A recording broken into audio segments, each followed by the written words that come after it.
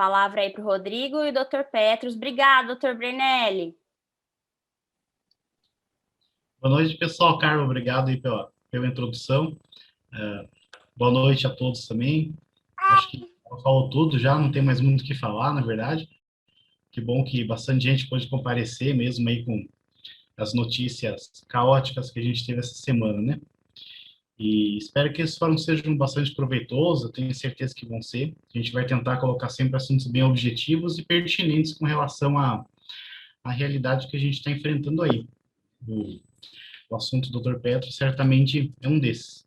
Então, sem mais delongas, eu te passo a palavra, então, e boa aula para todo mundo. Obrigado, gente. Obrigado, Dr. Petros. Sou sua fã, viu? Obrigado, imagina. Bom, vou compartilhar aqui a tela inteira. Então, olá a todos. Para mim é sempre um imenso prazer e uma grande honra poder participar aqui do fórum, a convite da coordenação médica do pronto-socorro do Hospital Vera Cruz, aqui representada pela doutora Carla. E como vocês sabem, eu vou falar sobre manejo clínico das intercorrências psiquiátricas no pronto-socorro. Eu sou o Dr. Petros Aulino. Minha formação, fundamentalmente, é na Unicamp, né, no Hospital das Clínicas da Unicamp, então me graduei médico lá, fiz residência médica, e desde 2010 eu coordeno o serviço de interconsulta psiquiátrica do hospital. Então, nosso serviço ele começa com o formato que ele tem hoje. Em 2010, ele se adaptou ao longo do tempo, e ele surge a partir de uma demanda antecipada ali em 2010, mas que foi concretizada pela resolução do Conselho Federal de Medicina em 2013, de que nenhum estabelecimento de saúde ou de assistência médica em geral, público ou privado, ele poderá recusar atendimento médico sob a alegação de que o paciente seja portador de doença mental. E os procedimentos médicos gerais, clínicos ou cirúrgicos, quando necessários à saúde de paciente com doença mental, devem obedecer aos mesmos critérios adotados pela medicina em geral para os agravos à saúde de pacientes não psiquiátricos. Então, em 2010, a administração do hospital percebe isso, que tinha uma tendência de necessidade de aumentar a qualidade e o entendimento de atendimento às intercorrências psiquiátricas em doentes clínicos e também em portadores de doença mental. E isso ele faz parte da origem, né, histórica do nosso serviço, essa demanda que surge ali e que é presente, enfim, vocês têm percebido isso pela demanda crescente nos atendimentos com socorro. Bom, minha apresentação, ela vai se dividir em duas partes. O item 1, 2, 3 é a primeira parte, vou falar sobre diagnósticos psiquiátricos, um pouquinho sobre o serviço de psiquiatria no hospital e sobre o protocolo de intercorrências psiquiátricas que nós já temos. E na segunda parte falar propriamente do manejo clínico. Então tem uma parte introdutória, ainda falando sobre os diagnósticos psiquiátricos. É muito importante se ter a concepção de que a doença mental ela é conceitualmente um transtorno de grande complexidade.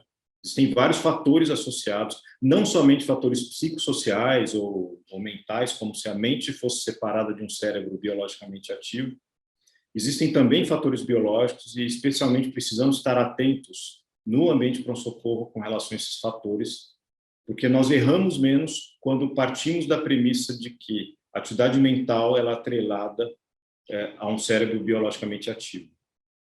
30% dos adultos serão afetados por algum transtorno mental ao longo da vida.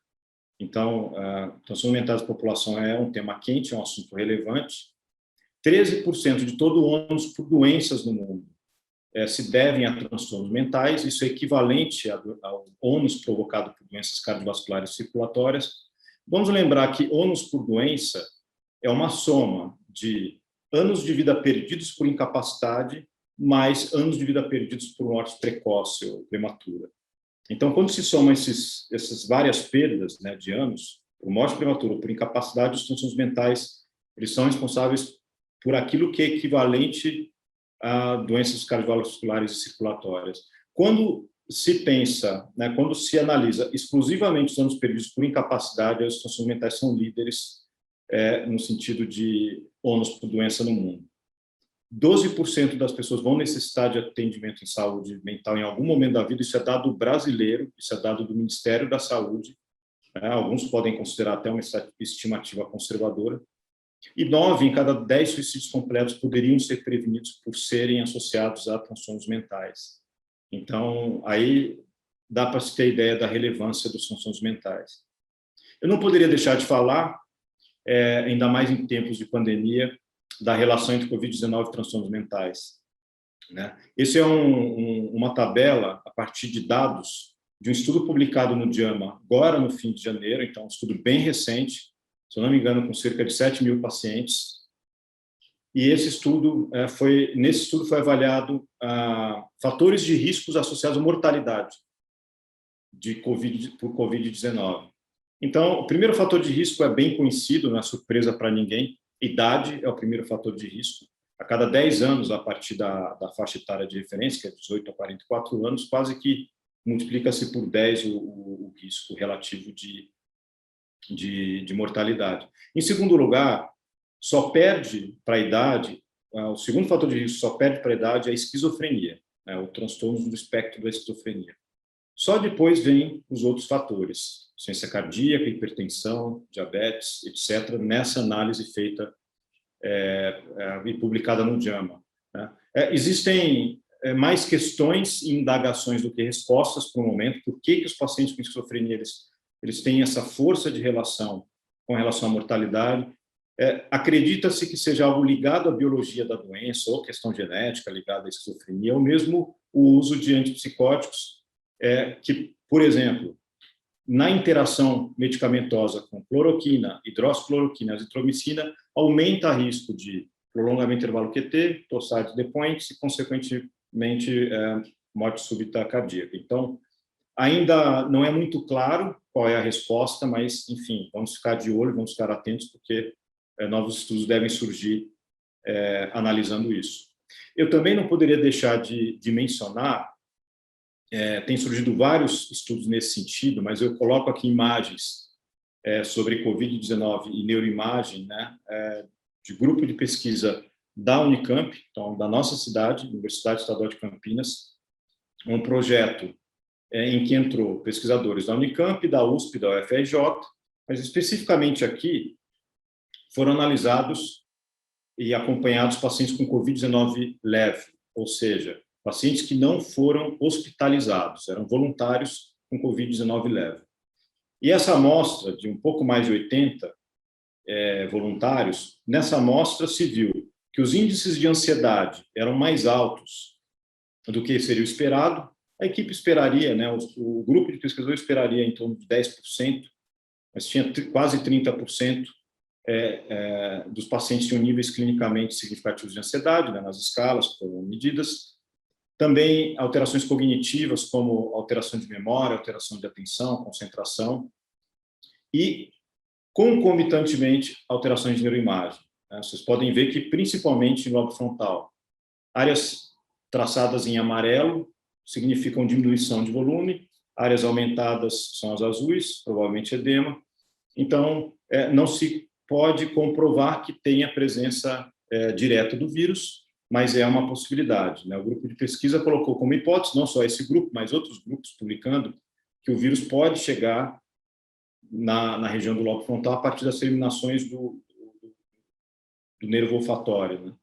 Então a hipótese que ainda precisa ser confirmada, é que o vírus, a atividade da Covid-19, por neuroinflamação, quer seja por dano direto do vírus ou dano indireto, por exemplo, autoanticorpos ou qualquer outro mecanismo imunológico, afetaria áreas do cérebro ativando sintomas. Então, nesse aspecto, uma hipótese que se tem é que os níveis de ansiedade aumentados na Covid-19 têm elementos psicossociais, como medo de doença, confinamento, mas também pode ter fator biológico associado, mesmo no caso leve. Tá? Então, de novo, mais perguntas do que respostas, mas precisamos ficar atentos com relação a essa questão. Bom, falar sobre os fundamentos, né, do diagnóstico psiquiátrico, porque o diagnóstico psiquiátrico, apesar de abstrato, ele tem uma lógica, tem uma fundamentação. Então, existem duas classificações médicas que são mundialmente aceitas, a CID-10, bem conhecida de vocês, da Organização Mundial de Saúde. Ela é uma classificação diagnóstica usada governos, ministérios da saúde, estatísticas oficiais, operadoras de saúde, seguradoras, etc. No meio acadêmico também. E o DSM-5, ele é chancelado pela Associação de Psiquiatria Norte-Americana, ele é mais focado em psiquiatria, uma classificação de transtornos mentais, embora nós devemos entender transtornos mentais como também existem transtornos mentais que têm base biológica, então existem os transtornos neurocognitivos, que são contemplados nessa classificação também, e essa classificação é mais usada em centros de pesquisa clínica, em psiquiatria e universidades.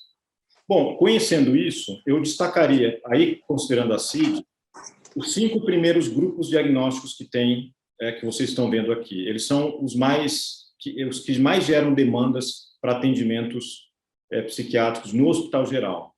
Eu, para facilitar aqui a fala, eu vou usar a primeira letra e o primeiro número. Então, o grupo F0 é um grupo diagnóstico que inclui transtornos mentais orgânicos, desde demências, quadros de estados confusionais, delírio, transtorno psicótico orgânico, transtorno de humor orgânico, transtorno dissociativo orgânico, tem essas classificações, essas categorias diagnósticas nesse grupo diagnóstico. O grupo F1 é dos transtornos mentais relacionados a álcool e drogas, então são os abusos e dependências. O grupo F2, transtornos psicóticos, esquizofrenia, transtornos delirantes, etc. O grupo F3, transtornos do humor, então os vários subtipos de transtornos de humor, desde depressão, distimia, etc., transtorno bipolar. E o grupo F4 é um grupo também bastante heterogêneo, que o grupo dos transtornos neuróticos, eu colocaria como um grupo dos transtornos de ansiedade, em que tem os vários subtipos de transtornos de ansiedade, transtornos também conversivos, dissociativos, transtornos de somatização. Então, esses são os transtornos que mais demandam avaliações psiquiátricas ou clínicas no Hospital Geral, em comorbidades. Quando são feitas estatísticas, existe uma tendência, pela lógica da CID, do transtorno do grupo mais de cima prevalecer. Então, por exemplo, paciente com esquizofrenia em um episódio depressivo, o diagnóstico principal, esquizofrenia, na estatística, muitas vezes entra como esquizofrenia. Um paciente com uma depressão e um transtorno por uso de substâncias chegou com intoxicação no pronto-socorro também, e assim por diante. Bom, a CID-11, é preciso saber, ela vai entrar em vigor a partir de 2022. Ela aumenta o número de grupos diagnósticos, por exemplo, o grupo de transtornos de ansiedade, ele é subdividido. Então, TOC vai ser uma categoria nova, e os transtornos relacionados a TOC, os transtornos dissociativos, outra categoria, e assim por diante. Então, vai ter alguma mudança, mas, enfim, de forma geral, a base diagnóstica continua bastante semelhante. Entendendo isso, nós podemos passar para entender também o que gera demanda e os números do serviço de interconsulta em psiquiatria. Então, nós vamos ver, eu peguei uma amostra de atendimentos 2015, vocês podem ver aqui no fim, nas barras maiores, foram em 2015 101 atendimentos de interconsulta, sendo 50 do pronto-socorro. Então, 50% da demanda do hospital pronto-socorro, isso se mantém nos anos subsequentes, essa proporção. O que foi aumentando foi o número de interconsultas. Em 2015, 100, hoje em dia, na atualidade, em torno de 200 avaliações anuais. E vocês podem ver que a demanda maior é por transtornos de humor, em segundo lugar, os transtornos de ansiedade, transtornos dissociativos e conversivos, transtornos de somatização. Em terceiro lugar, transtornos por uso de substâncias, intoxicações, dependências, etc. Em quarto lugar, no pronto-socorro, transtornos psicóticos. Nas enfermarias, os transtornos mentais orgânicos. E é compreensível isso, porque a proporção de pedidos de avaliação de transtornos mentais orgânicos no pronto-socorro é menor, por questões óbvias, porque no pronto-socorro, quando o paciente chega, ele ainda vai fazer os exames para descartar a organicidade. Então, muitas vezes, a psiquiatria, para esses quadros, vai entrar ali na enfermaria para manejo psicofarmacológico, principalmente paciente com agitação. Então, esses são os números, isso se mantém em 2016, como vocês podem ver. Em 2017, a proporção também de forma muito semelhante, 40% mais ou menos são os transtornos de humor, que levam demanda para interconsulta, 30% transtorno de ansiedade, somatizações, etc., 15% transtorno por uso de substâncias, 20%, aliás, 7,5%, isso em termos de hospital, de forma geral, 7,5% transtornos mentais orgânicos, 5% quadros psicóticos. E no pronto-socorro, um pouco diferente a amostra, no sentido de que, proporcionalmente, quadros psicóticos, um pouco mais do que os mentais orgânicos, e também um aumento também de, enquanto na enfermaria, aliás, no hospital como todo, 30% da demanda é por transtorno de ansiedade, no pronto-socorro quase 40%. Bom, entendido isso, nós podemos passar para o próximo passo, que é entender o protocolo de intercorrências psiquiátricas do Veracruz Hospital. E eu destaquei intercorrência psiquiátrica porque essas são as palavras-chave para serem colocadas no Interact. Então, quando vocês entram no Interact, vocês podem entrar, não onde está destacado ali, mas em protocolos multidisciplinares, protocolos clínicos e multidisciplinares. Entrando ali, vocês podem buscar na lupa intercorrências psiquiátricas. E aí vocês vão ver o protocolo de intercorrências psiquiátricas. A primeira versão dele é de 2014 e a versão atualizada 2017. A última versão ampliada e ela tem sido a vigente até os dias atuais. Recentemente, no final do ano, o Veracruz Casa de Saúde também adotou esse protocolo para as intercorrências psiquiátricas do hospital. Então, nesse protocolo, vocês vão ver que o protocolo ele mostra o fluxograma de atendimentos, em que o serviço de psiquiatria no Hospital Veracruz é um serviço de interconsulta. Então, o Veracruz é um hospital que fornece os primeiros socorros, vamos dizer assim, para pacientes psiquiátricos, porque o pronto-socorro fica ali na linha de frente. Então, ele faz o acolhimento, nós não podemos recusar o atendimento desses pacientes, e as avaliações são feitas para estabilizar o quadro do paciente e para encaminhar, quer seja para o atendimento ambulatorial, quer seja para uma internação psiquiátrica, quer seja para manter o paciente internado por questões clínicas no hospital. Então, a psiquiatria ela acompanha e dá o suporte para isso. Bom, então, essa primeira parte introdutória, agora eu vou falar mais propriamente do manejo clínico de forma mais prática, para o clínico que está ali na linha de frente. Num primeiro momento, eu queria só destacar algumas considerações, alguns pensamentos aqui sobre depressão e ansiedade, para trazer que também existe uma base biológica. Não é só uma questão mental, como se o mental fosse separado do plano biológico físico do cérebro. Embora os quadros psiquiátricos tenham alterações, enfim, as hipóteses aqui são alterações muito mais no plano molecular ou celular. Muitas vezes não detectamos lesões estruturais, como, por exemplo, nos quadros neurológicos, mas tem muita pesquisa procurando entender os links biológicos. Então, por exemplo, eu separei aqui, eu destaquei para vocês esses neurônios que estão aqui representados, são neurônios de camundongos, pesquisa de base, não é com cérebro humano, mas ajuda a pensar o seguinte, os neurônios que estão representados no grupo A, eles são neurônios normais de hipocâmpus de camundongos. O neurônio B são neurônios de hipocâmpus que sofreram a influência de estresse por 3 semanas. Então, existe um processo de encolhimento dendrítico, encurtamento dendrítico, já bem descrito em modelos animais, provavelmente por ação de ativação do eixo hipotálamo hipófise-suprarrenal, diminuição de fator neurotrófico derivado do cérebro, etc. Mas aqui é um link para entender como o estresse pode induzir alteração no nível celular, eventualmente molecular, também com base molecular, essas alterações celulares, e isso, de forma agregada, pode representar, no longo prazo, algum tipo de alteração. As pesquisas futuras vão dizer até que ponto isso faz sentido ou não. E esse processo, de forma muito interessante, de 21 dias, isso acontece em modelos animais, ele, em parte, ele é reversível ou pode ser completamente reversível. Então, tem uma neuroplasticidade, vocês veem que os neurônios, eles continuam com a mesma estrutura, mas com uma redução da arborização dendrítica, diminuição de sinapses, etc. Uma outra ideia que eu quero trazer para vocês também são os 3 Bs da psiquiatria geriátrica. Por que paciente geriátrico, na jornada do paciente geriátrico, com frequência, ele se depara com episódios depressivos, em alguns momentos de estado confusional, delírio, e demência, né? Porque essas três coisas elas são tão correlacionadas, né? Também as pesquisas têm procurado entender os elos biológicos entre elas e, bom, vocês já sabem bastante disso, que tem sido muito falado da neuroinflamação que favorece como fator de risco para transtornos mentais. E neuroinflamação, no longo prazo, a hipótese é que ela possa levar à neurodegeneração e ter, enfim, algumas alterações estruturais que são vistas em pesquisas, principalmente quando os pacientes são crônicos, com quadros graves, de muito tempo de evolução.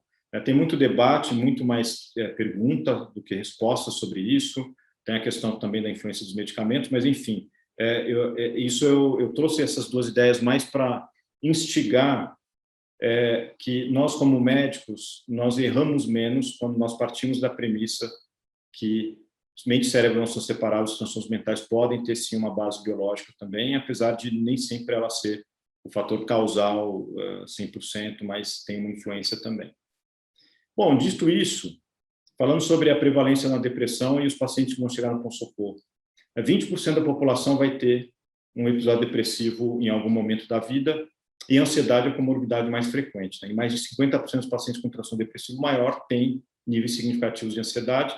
Quando o paciente atende aos critérios diagnósticos para depressão, ao mesmo tempo que transtorno de ansiedade, muito provavelmente o diagnóstico que melhor explica é a depressão, e a ansiedade é vista como um sintoma da depressão, né? Então, cabe sempre um diagnóstico diferencial. Por quê? Porque nas estatísticas, quando existe... Aliás, é uma orientação da CID-10, por exemplo, quando se fala transtorno de pânico. Lá está bem claro, na parte de diagnóstico diferencial, diz que quando o transtorno de pânico, os ataques de pânico são decorrentes, né, eles acontecem ao mesmo tempo de um episódio depressivo, o transtorno de pânico não deve ser firmado como diagnóstico principal, porque aí, na hierarquia diagnóstica, a depressão, ela engloba, né, é possível ter depressão com ataques de pânico, né? Então, essas coisas são bastante relacionadas. O que é depressão? Como o nome sugere, depressão é uma queda. Queda do humor, então o paciente se sente mais triste do que o habitual, ou com humor vazio. Queda da energia, então o paciente sente fadiga, cansaço, desânimo, tendência para o isolamento, porque para lidar com gente precisa ter energia. E queda da capacidade de vivenciar situações prazerosas, gratificantes, alegrias. Então, na depressão existe um aumento da frequência de emoções positivas, o processamento cerebral ligado a emoções, negativas, tristezas, humor vazio, etc., e uma diminuição da frequência de emoções positivas. Junto com isso, quando isso acontece de forma leve, moderada ou grave, por pelo menos 2 semanas, que é fortemente sugestivo de um episódio depressivo, também vem alteração de memória, pessimismo, alteração de sono, alteração de apetite e, eventualmente, sintomas ansiosos associados. Então, é importante pensar no diagnóstico diferencial, porque quando o paciente chega com um quadro depressivo grave, que é possível ver no exame mental, fica fácil de fazer o diagnóstico. Mas depressões moderadas, às vezes, quando tem crise de ansiedade, passa abatido o diagnóstico de depressão. Então, aqui é só para representar para vocês que existem alguns subtipos de transtornos de ansiedade. Então, esse slide é focado em transtorno de ansiedade, tem ansiedade generalizada, transtorno de pânico, transtorno de ansiedade social, transtorno de estresse pós-traumático, que decorre de situações e cenas traumáticas, e transtorno obsessivo compulsivo, que é um subtipo diferente que merece uma classificação, uma categoria própria. Os transtornos de ansiedade também são bastante prevalentes, né, em amostras de pesquisas brasileiras, internacionais, pensando em prevalência na vida, né? Em geral é de 20% a 30%. Então, bastante comum também no contexto de pronto-socorro. Aqui eu elenquei psicofármacos, são opções para crise de ansiedade no pronto-socorro. Não necessariamente o psiquiatra no consultório ele vai usar como estratégia principal essas medicações, mas no pronto-socorro essas medicações são bastante válidas, que são benzodiazepínicos, o diazepam, clonazepam, alprazolam, que nós temos no pronto-socorro para crise de ansiedade mais intensas, né, e graves, moderadas a graves. Antipsicótico atípico, quando não funciona o benzodiazepínico, também a quetiapina é uma opção terapêutica, e trazodona, que é um antidepressivo com ação sedativa, principalmente para paciente com insônia, pode ser interessante.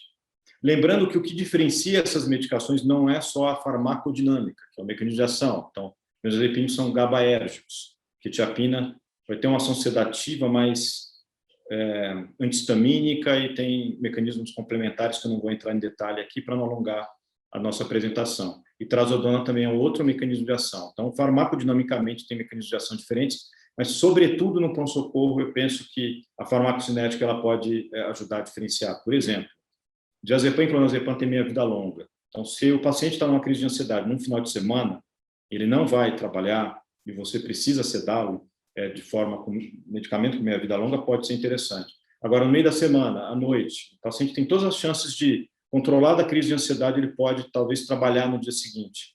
Um benzodiazepínico com meia-vida mais curta ou intermediária, como o prazolam, tem uma meia-vida de 10 a 14 horas, pode ser interessante. Aqui tem algumas doses que são sugeridas, mas é sempre a critério médico. Não são as faixas máximas terapêuticas que podem se chegar, as doses podem ser mais elevadas, por exemplo, trazodona pode chegar a 600 miligramas, dose terapêutica segura. Mas muitas vezes os pacientes de 50 a 100 miligramas, ou eventualmente até 200 miligramas, já sentem bastante sono.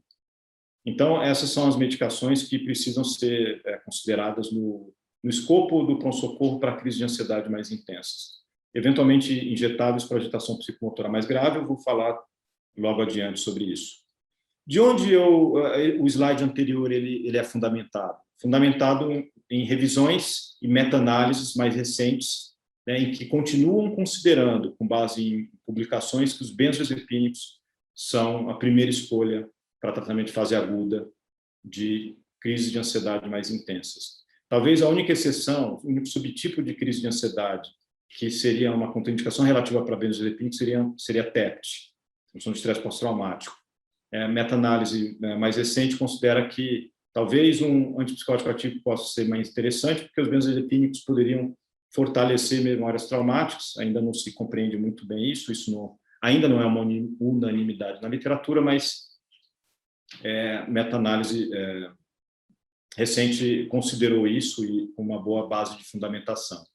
Os anticonvulsivantes, gabapentina, pregabalina, eles são mais usados internacionalmente na Europa, nos Estados Unidos um pouco menos para essa situação clínica que eu coloco aqui. No nosso contexto também não, então o pronto-socorro, benzodiazepínicos acaba sendo a primeira opção. Antidepressivos com ação sedativa, trazodona, mirtazapina fica como uma segunda opção, assim como antipsicóticos atípicos. Para a fase de manutenção, isso vai ser no nível ambulatorial, muitas vezes nós não, a não ser quando é feita uma avaliação psiquiátrica, o psiquiatra no pronto-socorro ele pode eventualmente iniciar já uma medicação fase de manutenção. Os SRS ainda são considerados primeira linha, com uma boa base de fundamentação nas meta-análises que surgem sobre transtornos de ansiedade. Mas o clínico do pronto-socorro, em geral, ele não vai começar assim, para deixar que o médico, o psiquiatra de consultório, tenha uma liberdade de escolher qual seria a medicação. Mas, eventualmente, pacientes que recorrem e não conseguem atendimento, eventualmente, caso a caso, em casos selecionados, pode ser iniciado o tratamento assim também. Bom, eu vou falar sobre agitação psicomotora e agressividade. A imagem aqui já é bastante ilustrativa e rica para a discussão. Olhando assim para essa imagem, qual que é a conduta? Qual que é a melhor medicação para esse paciente? Então, realmente, são necessárias mais informações. Não tem como saber se não tem mais informação. Agora, no momento de agitação psicomotora grave, com agressividade, muitas vezes não tem tempo de se buscar as informações. Então, para esse paciente especificamente, pode ser muito válida a contenção física. E depois da contenção física, se conseguir ter um pouco mais de tempo para entender. Ele está intoxicado? Ele usou bebida alcoólica? Muda a conduta, porque você não vai fazer uma medicação sedativa. Agora, foi cocaína, um psicoestimulante? Talvez um medicamento um pouco mais sedativo pode ser útil. Ou ele não usou nenhuma substância psicoativa. Ele simplesmente é uma pessoa instável, está com muita raiva de alguém e ficou muito difusa essa raiva. Uma pessoa emocionalmente instável. Então, você pode fazer um benzodiazepínico injetável, depois da contenção, ou é um quadro psicótico. Pode ser feito um antipsicótico junto com benzodiazepínico para poder ter uma sedação, considerando que ele não tenha comorbidades clínicas. Então, nesse caso, contenção física. E segundo a resolução do Conselho Federal de Medicina 2057, ela é de 2013, é admissível a contenção física de paciente, desde que ela tem que ter 3 critérios: ser prescrita por médico, ser registrada em prontuário e quando for o meio mais adequado para prevenir dano imediato ou iminente ao próprio paciente ou a terceiro. Então, naquela cena, teria indicação, no contexto hospitalar, de fazer uma contenção física. Na avaliação do paciente agitado ou agressivo, os grandes objetivos são, em primeiro lugar, segurança. Precisamos assegurar a segurança do paciente, é a própria segurança do profissional que atende e a segurança da equipe e dos outros pacientes. Então, segurança, em primeiro lugar, segurança. Por isso que a contenção física, ela é o que, de forma mais imediata, ela pode atingir esse objetivo. E, ao mesmo tempo, ou quase no segundo momento, detectar a presença de problemas médicos agudos e detectar a presença de transtornos psiquiátricos. Isso é, ao mesmo tempo, a história clínica do paciente. E o terceiro objetivo, atingir a rápida estabilização e colaboração do paciente. Quando a indicação médica de contenção física ela é extremamente apropriada, isso tem no nosso protocolo multidisciplinar institucional, que vocês podem procurar no Interact. Quando existe risco agudo de agressão dos pacientes, cuidadores, equipe ou a si, ela é eventualmente apropriada para prevenir risco de fuga de paciente involuntário, enquanto este aguarda avaliação, transferência para internação psiquiátrica, uma transferência involuntária, ou um encaminhamento involuntário. E raramente ou nunca é apropriada com base em justificativa do tipo falta recurso para supervisionar o paciente adequadamente, vamos prevenir a evasão de paciente voluntário que aguarda avaliação, ou para manter o ambiente de tratamento em ordem, ou com base em história de automutilação ou agressão física. Ou seja, o paciente ele não está sob risco iminente, ele tentou se automutilar, ou tentou suicídio há 1 mês, ou há 6 meses, ou múltiplas tentativas, mas naquele momento ele não está sob risco iminente. Então, não se justifica fazer a contenção física de forma involuntária.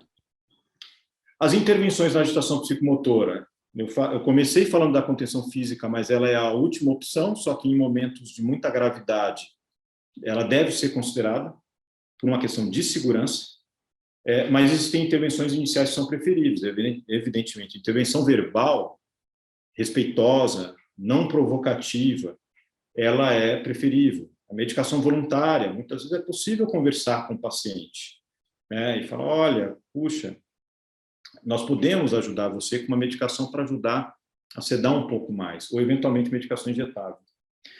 E a contenção física ela é uma medida de exceção em casos extremos e graves. Evidentemente, tem técnica adequada para isso, para evitar lesão de garroteamento, evitar complicações, broncoaspiração, trombose, etc. Então, tem protocolo para isso. No mínimo, na hora da contenção, tem que ter 5 profissionais, 5 pessoas.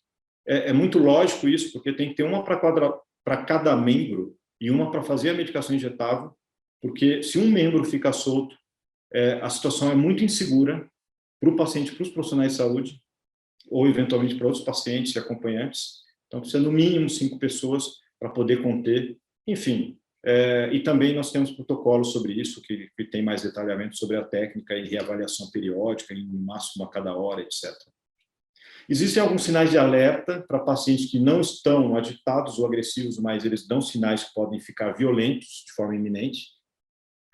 Quanto mais sinais desses, maior o risco. Nós temos esses comportamentos descritos no nosso protocolo também, então recusa em cooperar, o paciente está olhando com estranhamento o ambiente, ou comportamento intimidativo, ele joga objeto, ele ameaça diretamente que vai agredir, então são sinais de alerta para violência iminente e também tem que ter cuidado com esses pacientes.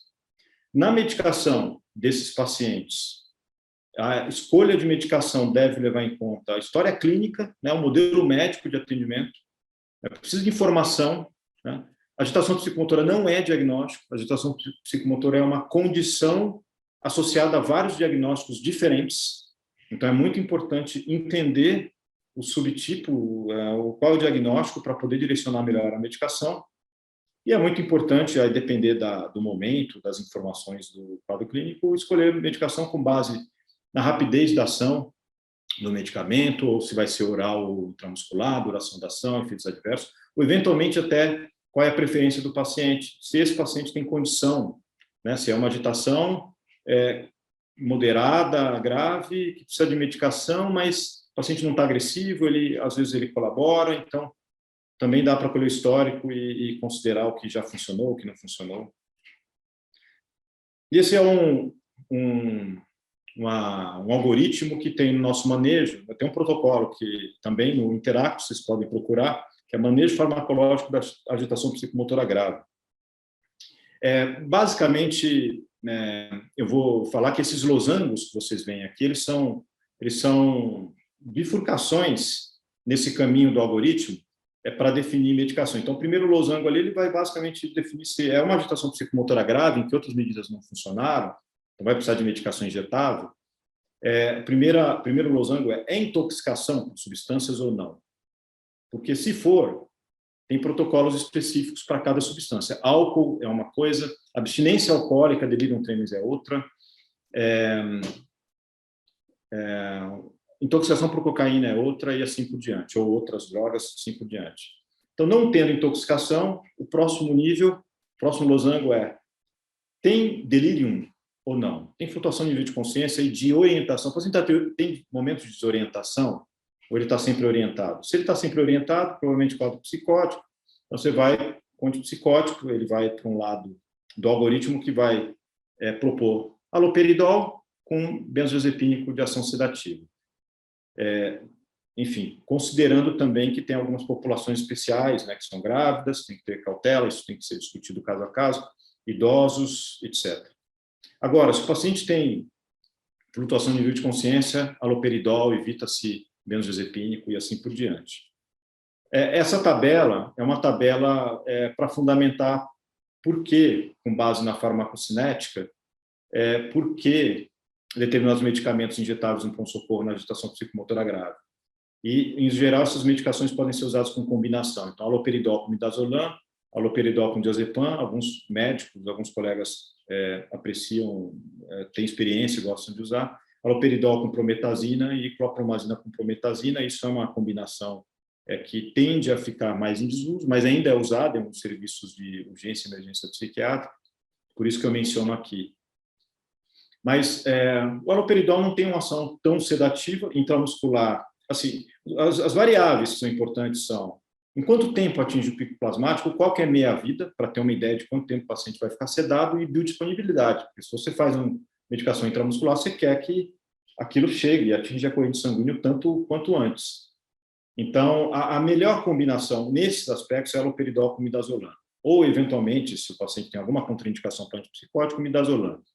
Por quê? Rápido início de ação. Em geral, na prática, que eu observo, em 15 minutos o paciente já ceda, antes do que outros esquemas, e, em geral, em torno de 3 horas de sedação para o paciente sem comorbidades clínicas, né? Sem paciente rígido e com boa metabolização hepática e funcionamento renal. O diazepam, com haloperidol, ele é mais heterogêneo na forma de ação, porque a biodisponibilidade é muito errática, né? Tem pacientes em que tem uma cristalização de diazepam no músculo de uma forma que ele não absorve tão bem, então vai ter uma biodisponibilidade menor, outros pode ter uma biodisponibilidade maior, e esses que cedam um pouco mais com diazepam podem ter tempo prolongado, dada a meia-vida mais prolongada do diazepam, né? Prometazina, muito variável a biodisponibilidade, vai de 25% a 90%. Então, quando se quer evitar benzodiazepínico, alguns médicos optam por haloperidol prometazina, mas lembrando também que a prometazina tem ação anticolinética, pode piorar delírio, etc., assim como benzodiazepínicos, tá?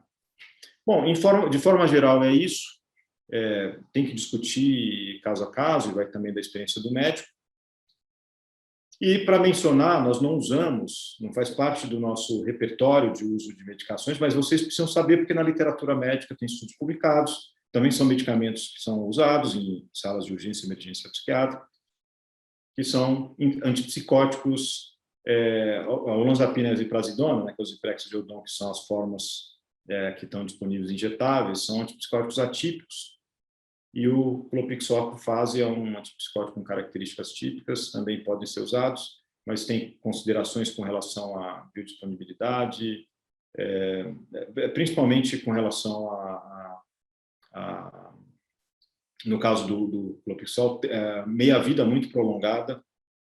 Então, normalmente não se usa em pronto-socorro clínico, né? Mais usado em internação psiquiátrica, e o olanzapina e desiprazodona também, em geral, mais em internação psiquiátrica. Os antipsicóticos que nós temos na tabela anterior, eles nos servem muito bem. Então, por isso nós temos usado, enfim, não vou entrar em detalhes nesses outros aqui, mas eles são interessantes também em serviços de psiquiatria, tem serviços com boa experiência com esses antipsicóticos.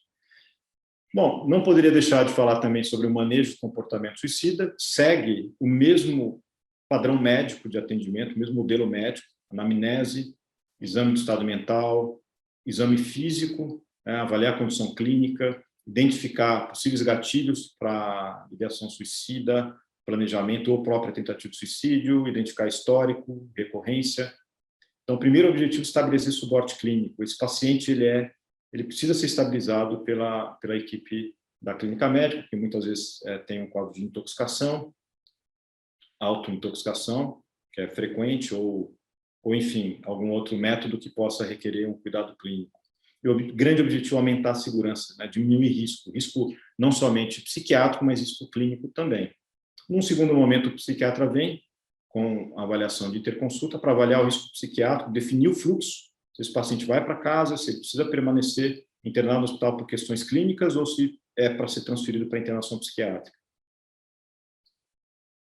Importante destacar que existe uma relação muito grande entre comportamento suicida e transtornos mentais. Comportamento suicida, de novo, né? Na atualidade, não é um diagnóstico, é uma condição clínica associada a diferentes diagnósticos.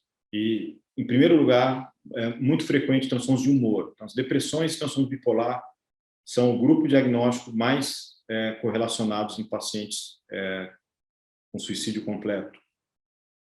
Dada a quantidade, né, a prevalência em números absolutos. Em números relativos, a esquizofrenia acaba sendo o quadro com maior risco. Em segundo lugar, de forma geral, transtornos por uso de substâncias, intoxicações, dependências químicas. Em terceiro, transtornos de personalidade, principalmente personalidade com características impulsivas, então o emocionalmente instável, o borderline. Em quarto, a esquizofrenia, né? E depois vem outros conjuntos de diagnósticos. É importante saber que o comportamento suicida ele é complexo, ele é multifatorial, tem elementos culturais, elementos psicossociais, a questão de internet, se discute muito o uso de redes, né, principalmente em adolescentes, adultos jovens, mas também existem fatores biológicos que têm sido estudados, mas os fatores biológicos, certamente, eles não explicam 100% do comportamento suicida. Mas é importante se saber que tem também, como forma de combater o estigma de que o transtorno mental ele é diferente de outras questões médicas, porque a mente seria separada do cérebro biologicamente ativo, então no cérebro não tem nada e é na mente que está o problema. Não é bem assim. Vamos pensar, nós erramos menos quando pensamos que podem estar correlacionados. Então, aqui é um modelo, a partir de uma revisão publicada no Lancet, uma revisão de mais de 20 anos de estudos, em que se propõe um modelo de que a neurobiologia do comportamento suicida está associada a um aumento de atividade em áreas que processam emoções negativas e uma diminuição dos freios, né, cognitivos ou comportamentais emocionais. Então, isso é importante saber. Eu trouxe aqui também, para ilustrar isso, né, da base biológica, que pode ter, na verdade, tem muito mais questões do que respostas, mas tem algo que pode ser interessante. Esses são astrócitos, né, os astrócitos, do lado direito, vocês vão ver uma densidade maior de astrócitos em cérebros de pessoas que morreram por outras causas que não suicídio. E o grupo E é uma análise de astrócitos, densidade de astrócitos, região pré-frontal e núcleo caudado, de pacientes com depressão que morreram de suicídio. Então, vocês vão perceber uma diminuição da densidade de astrócitos no cérebro dos pacientes que completaram o suicídio, em relação ao grupo que não completou. Por que isso acontece? Bom, muito mais questão do que resposta. O estudo tem limitações. O estudo, essa publicação, ela não menciona, por exemplo, qual é o histórico do paciente com depressão, os medicamentos que ele usa, como é que foram as formas de suicídio histórico, mas eram pacientes em torno de 30, 40 anos de idade. Então, o estudo tem limitações, mas não deixa de ter a sua relevância de chamar atenção para, opa, tem algo diferente na biologia, nós precisamos entender melhor o que acontece. Então, essa imagem, eu gostaria de transmitir a mensagem de que base biológica, ou fator biológico, ele também pode existir nos quadros de transtorno mentais. Bom, de prático para o clínico no pronto-socorro. O clínico precisa identificar qual que é o paciente com comportamento suicida de baixo risco. Quem que é baixo risco? É aquele paciente que chega no pronto-socorro com uma ideação suicida ocasional. Muitas vezes, ele, naquele momento da avaliação, ele nem está com ideação suicida, mas ele comenta que ele teve naquela semana, mas sem plano. Como abordar esse paciente? O manejo dele. Tem que acolher, né? E colocar para o paciente, que bom que você não concretizou, né? Não agiu em função disso e agiu no sentido de buscar ajuda. Então, medicar o paciente, eventualmente, para sintomas imediatos, principalmente se tem crises de angústia relacionadas, né? E aqui cabe benzodiazepínico, eventualmente, como segunda escolha, antipsicóticos atípicos, e encaminhar esse paciente para o segmento psiquiátrico. Muitas vezes, no nosso contexto hospitalar, o paciente com esse perfil, eu não digo sempre, mas assim, numa proporção relativamente grande de casos, esse paciente ele vai com alguém que fica na sala de espera. Então, é importante perguntar para ele, veio alguém com você? Ou se não veio, eu posso, se tiver a possibilidade ali, podemos chamar alguém de sua confiança ou da família ou algum amigo para poder liberar com um encaminhamento, porque isso ajuda a compartilhar a responsabilidade, isso ajuda a aumentar a segurança, liberar o paciente do pronto-socorro com encaminhamento para avaliação psiquiátrica, tendo uma pessoa da rede de confiança do paciente junto. E explicar para o paciente o motivo do encaminhamento, né? Dizer que muitas vezes essas ideias elas surgem como uma via final de um processo de adoecimento psíquico e é importante tratar com um especialista e certificar-se de que é a rede de apoio, então, através do familiar, etc. Enfim, se o clínico tiver dúvida, também pode acionar o serviço e discutir o caso. Pacientes de médio risco são aqueles pacientes com ideação suicida com plano, mas sem uma intenção imediata. O paciente fala que procurou na internet, ele está pensando, mas ele não... Hoje ele não faria. Ele não dá sinais e menciona que não vou fazer, eventualmente tem alguma ambivalência. Então, esse paciente tem um risco um pouco maior porque ele já concretizou um ato de planejar ou procurar informação sobre como fazer. Então, tem que ter um cuidado no ambiente de atendimento com possíveis meios para suicídio, então, lâmina de bisturi, agulhas, ou formas de se automachucar, então, tem que deixar um ambiente protegido, evitar esse paciente também com um ambiente que ele possa entrar, a não ser que ele esteja com um acompanhante, mas, assim, evitar que ele possa entrar num banheiro sem chave, né? Do lado de fora para abrir, então tem que ter uma cautela, tem que ter uma escuta terapêutica e fazer o que é chamado de contrato terapêutico. O que é o contrato terapêutico? Ele funciona, dependendo de como é feito, ele não funciona muito bem, mas quando se fala com o paciente de forma empática, dizendo, olha, eu sei que você está em sofrimento, eu sei que você não enxerga a saída, mas eu como médico eu sei que tem possibilidade de tratamento, nós vamos usar os recursos médicos para ajudar você. Medicar o paciente para alívio de sintomas imediatos, com benzodiazepínico, antipsicótico, e investir nos fatores protetivos que são a rede dele. Nesse caso, acionar o serviço de psiquiatria para fazer a avaliação, ou se o paciente tiver uma consulta imediata, muitas vezes já está com um familiar, e às vezes o familiar já fala, doutor, tem consulta para hoje, à tarde, enfim, ou tem consulta para amanhã, então tem como ficar protegido em casa 24 horas, a gente cuidando do remédio, então, eventualmente, é possível liberar o paciente com esses cautelas ou fazer a avaliação para que o serviço de psiquiatria avalie melhor. E pedir, se o paciente estiver sozinho, autorização para ele, ou comunicá-lo, que nós vamos chamar a família, um amigo ou um colega, alguém da rede de confiança dele. Pacientes de alto risco são aqueles pacientes com ideação suicida com intenção imediata, então aquele paciente não tentou suicídio, mas ele fala para o clínico: eu vou sair daqui, eu vou me matar. Ou que já concretizou a tentativa de suicídio. No caso desses pacientes, não se deve deixá-los sozinhos, tem que ter total cuidado com possíveis meios de cometer suicídio no ambiente, né? Dizer que nosso compromisso é de usar os recursos médicos para ajudá-lo, por mais que seja difícil ele enxergar que tem saída. Após a resolução da intoxicação, se o paciente estiver intoxicado, sedado, aí, medicar para alívio de sintomas imediatos, né? Muitas vezes crise de angústia, ansiedade, e convocar alguém da família. Tem que ter alguém da rede de apoio desse paciente. O serviço de psiquiatria vai avaliar e encaminhar para uma internação psiquiátrica em serviços especializados, se for indicado, ou eventualmente liberar o paciente também, isso muitas vezes nós fazemos, construindo essa rede, né? Tendo alguém da rede de confiança que vai compartilhar risco de cuidado do paciente até ele fazer a avaliação psiquiátrica ambulatorial, se for o caso de ser liberado. Bom, considerações finais aqui que eu vou fazer sobre internação psiquiátrica, o que todo médico deve saber, porque eu acho importante não só o psiquiatra saber, mas os clínicos devem saber. Existe uma lei de internação psiquiátrica de 2001, ela estabelece em 3 tipos de internação psiquiátrica no Brasil.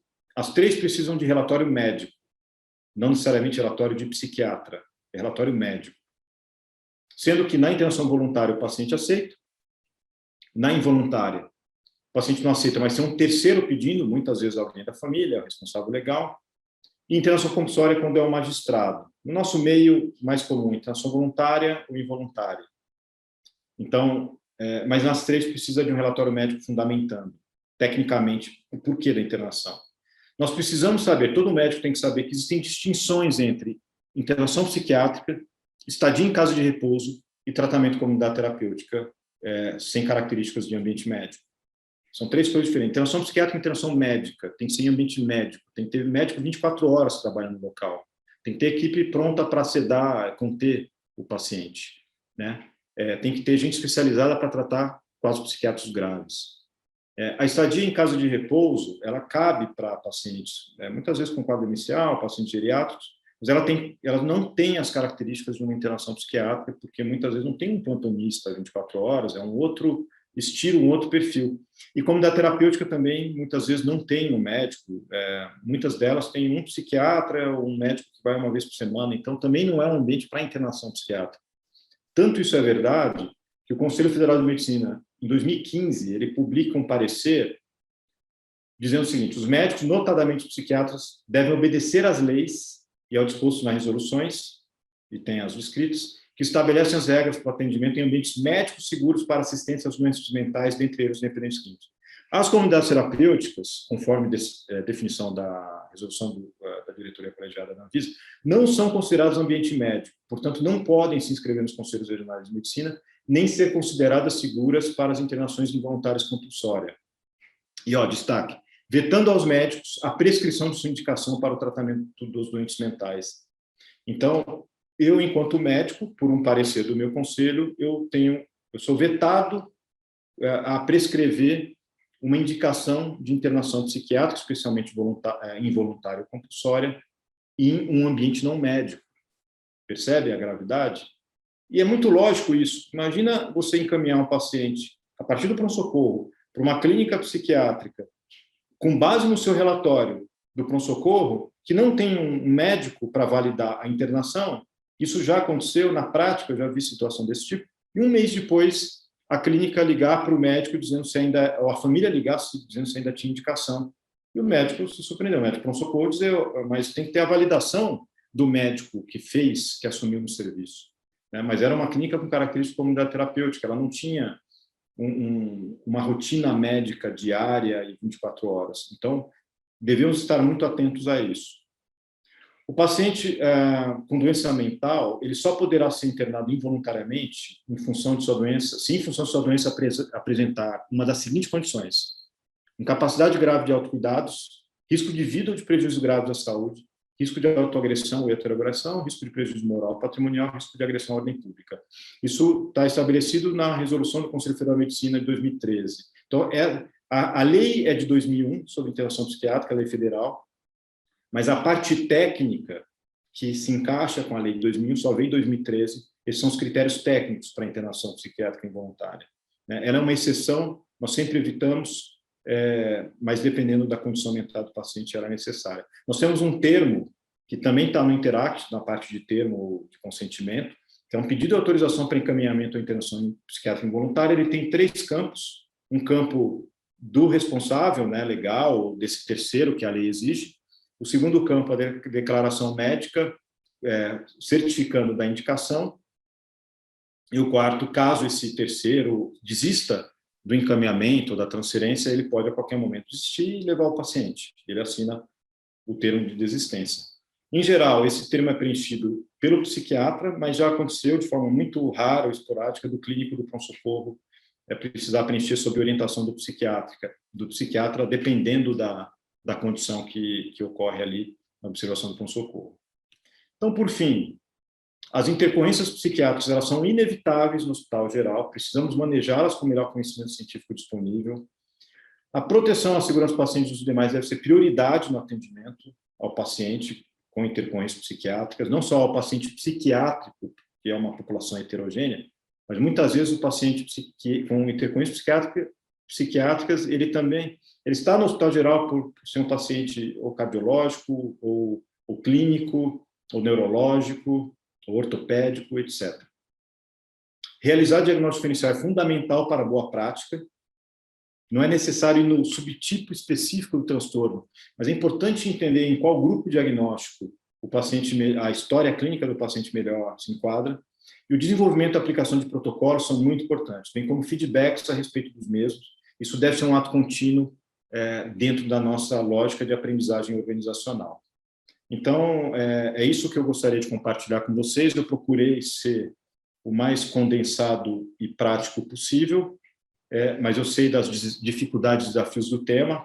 Cada um vai ter questões ainda, né, de muita dúvida, talvez alguns esclarecimentos a partir aqui da nossa apresentação. Então, é isso. Muito obrigado. E estamos abertos às perguntas e respostas. Doutor Petros, obrigado pela aula. Eu gostei bastante, foi muito direta, muito objetiva. Falou, como o senhor citou mesmo, de situações muito típicas que a gente encara de pronto-socorro.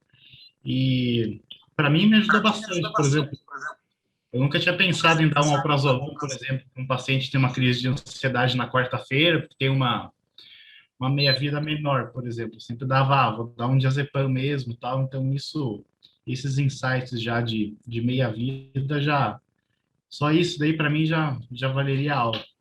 E outro ponto interessante é dos protocolos que o senhor citou, né, que estão todos no Interact. Eu acho que às vezes a gente esquece de dar uma conferida, eventualmente saber que eles estão lá.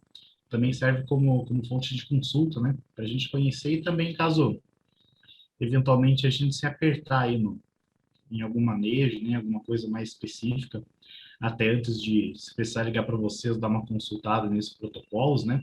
O Interact fica sempre lá na área de trabalho dos computadores, é uma alternativa interessante também, né? Pessoal, alguém tem alguma pergunta, alguma consideração a mais aí a fazer? Oi, Petros, boa noite. É o Júlio, tudo bem? Olá, Júlio, boa noite. Parabéns pela aula aí, sempre muito legal. Obrigado. Ô, Petros, eu tenho uma pergunta, né, acho que de uma maneira prática, que às vezes eu fico um pouco angustiado. Quando a gente atende uma paciente que faz uma tentativa de suicídio, e na maioria das vezes ela toma o seu antidepressivo, né, que a gente vê na prática, uma caixa, 20 comprimidos, e uma vez ou outra, esse tipo de paciente incomoda a gente durante a noite, pedindo medicação para dormir. Minha dúvida é a seguinte: existe segurança para eu dar alguma coisa para ela? Claro que dependendo do volume do medicamento que ela tomou e tudo mais, numa situação de antidepressivo? Sim, é uma boa pergunta, porque muitas vezes, com esses pacientes, nós trabalhamos com algum grau de nível de incerteza, né? Então, qual é o nível sérico, né? A forma mais científica, mais adequada seria qual é o nível sérico do remédio, enfim, do fármaco que ela tomou, em que nível está. E muitas vezes nós não temos essa informação. Então, nós vamos pela clínica. Então, o que que eu recomendaria com relação a essa paciente? É observar o próprio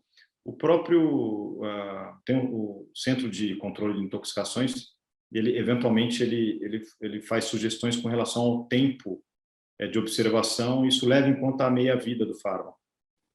Então, qual que é uma variável que eu considero importante? É a quantidade de medicação e qual é o tempo de meia-vida do fármaco, primeiro ponto. Segundo ponto, essa paciente, ela está flutuando o nível de consciência no seguinte sentido, às vezes no meio da noite ela acorda consciente orientada, e parece que... Mas ela acabou de acordar, faz 5 minutos que ela acordou. Se esperar um pouquinho, daqui uns 10, 15, pode ser que essa paciente durma de novo.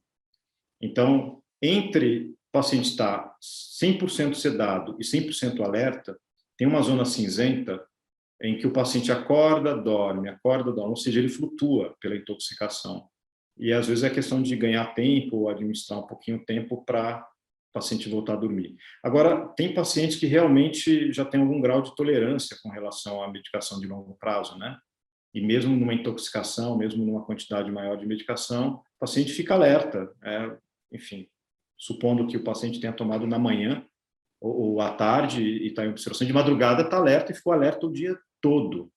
Nesse caso, é diferente, você já tem muitas horas de avaliação com o paciente em alerta. E é possível medicar com alguma medicação. Normalmente, eu tenderia a usar ou prescrever um medicamento com mecanismo de ação diferente. Então, supondo que o paciente tenha tomado clonazepam, meia vida longa, dose alta, mas não dormiu e ficou alerta o dia inteiro e de madrugada ainda está acordado, né? Eu optaria, nesse caso específico, não por fazer mais um outro benzodiazepínico, mas eu optaria por um antipsicótico atípico, por exemplo, né? Quetiapina é uma opção.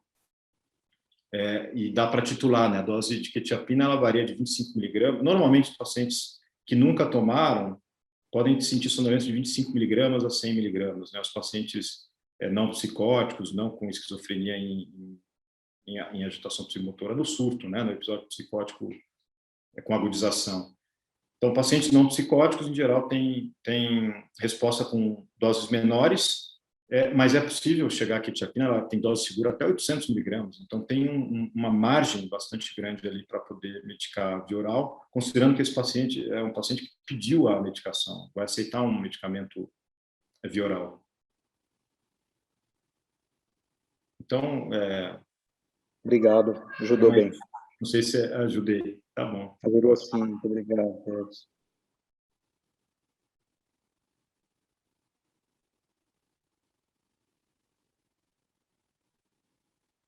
Mais alguém? Foi ótimo, Petros. Obrigada. Eu achei que para mim foi fantástico, né? A gente também conversar um pouco sobre isso. Agora o pessoal me ligou, tem 2 pacientes no pronto-socorro com tentativa de suicídio e a gente está vendo uma demanda exorbitante aí de número de casos todo dia, né? Todos os dias. E então isso para a gente está sendo uma realidade diária, tá? Então, eu acho que a gente até tem que abrir depois um leque para mais discussões, a gente já falou isso, né? Às vezes aprofundar em alguns temas mais específicos para trazer, com certeza, com riqueza, o seu conhecimento para a gente estar podendo estar manejando um pouco esses pacientes no PS, né? E acho que essa realidade vai ficar aí junto com a gente e vai só aumentar com a pandemia. Então, tenho a agradecer. Muito, muito obrigada mesmo. Primeiramente, obrigado, Petros, pela aula. Eu acho que ajuda também a gente a entender um pouco mais e, às vezes, conseguir conduzir um caso lá no pronto-socorro sem ter que, toda vez, pedir ajuda para vocês. Eu fico muito em dúvida, Petros, de alguns casos. Eu atendi até no meu último plantão, é um caso que a gente fez uma hipótese diagnóstica primária de uma esquizofrenia sem tratamento, e a paciente não corria risco nenhum, não era uma paciente grave, não tinha indício de suicídio, mas existia uma dificuldade muito grande da família em manejar a paciente em casa. E a ida ao pronto-socorro foi exatamente por causa disso, porque a família já não conseguia mais, eles percebiam que tinha algo errado, mas a paciente se negava a ir para um tratamento, até começou um tratamento, mas parou, e se negava, e o filho levou para o pronto-socorro porque ele não conseguia mais manejar a mãe dentro de casa.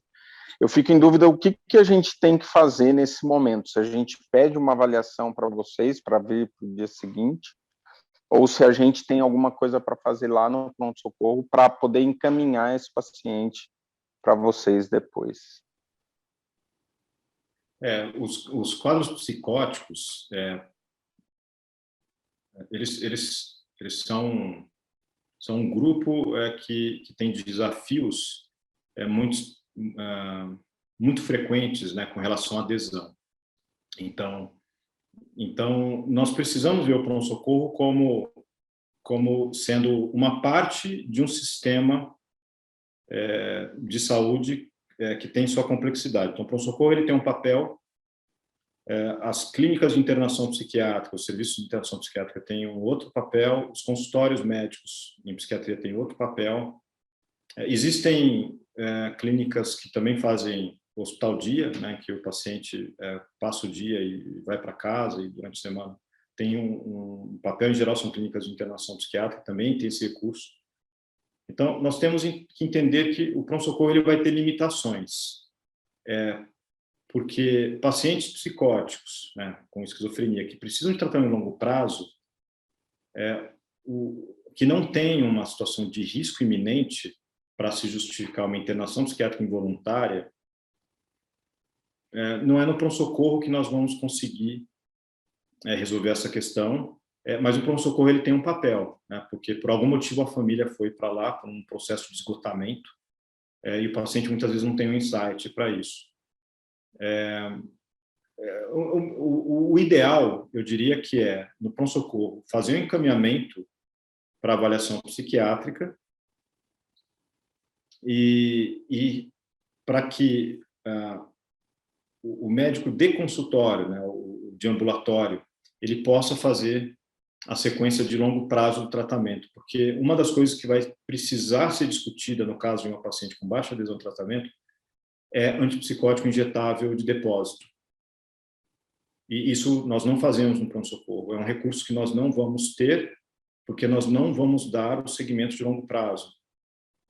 Então esse seria o ideal, encaminhar a paciente para ali. Agora, quando o paciente foi muito difícil, muito custoso levar para pronto-socorro, mas tem uma boa base, uma boa fundamentação em termos de comportamento de risco que talvez dê dúvida com relação a alguma intervenção involuntária, né, por exemplo, alguma medicação ali de forma involuntária, aí pode caber o pedido, pode caber uma intervenção ali no pronto-socorro e eventual pedido de parecer médico para o serviço de psiquiatria, né? Mas enfim, nós temos que saber muito bem qual é o papel que cada instância tem. O pronto-socorro tem limitações com relação ao segmento de longo prazo, mas às vezes com o paciente psicótico foi a chance e a família conseguiu convencer por algum motivo.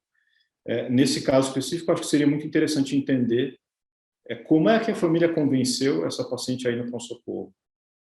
Talvez isso possa fundamentar e justificar também no convencimento do paciente para ir no consultório médico e começar um segmento, né, de médio e longo prazo. Não sei se eu respondi sua pergunta, se você chegou a pensar em outra ideia ali naquele momento. Não, foi obrigado pela resposta, foi basicamente assim. Eu até conversei com a família antes de entrar em contato.